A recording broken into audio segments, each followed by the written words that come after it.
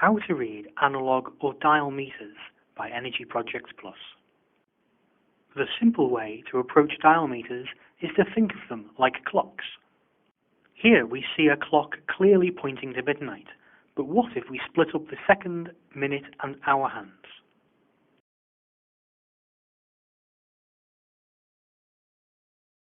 Now we can see them as three separate dials.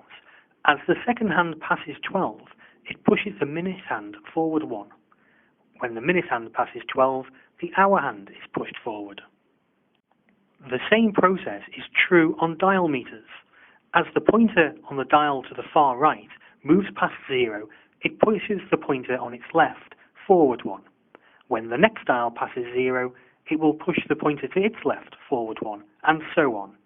The main difference is that the dials move alternately clockwise and anti-clockwise, but don't worry, there will be an arrow on your meter to guide you in the right direction.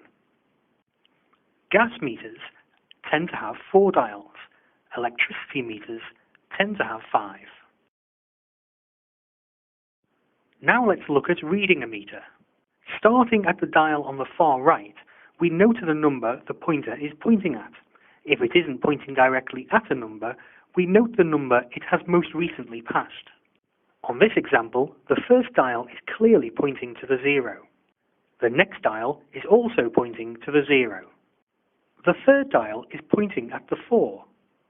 And the last dial is also pointing to the 0. Now let's use the technique we've learned with a more difficult example. The first dial isn't pointing directly at a number, so we note the number it has most recently passed, in this case 2. The next dial is also pointing in between numbers, in this case it has most recently passed the 6. And the next dial has most recently passed the 9. The final dial could have reached the 7, but it isn't clear. For this one, we can look at the previous dial for help. Because the previous dial hasn't yet passed the 0, it can't have pushed the dial to its left forward 1.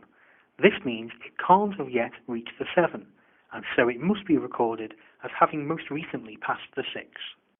Now you're ready to try this on your own meters. Thanks for listening.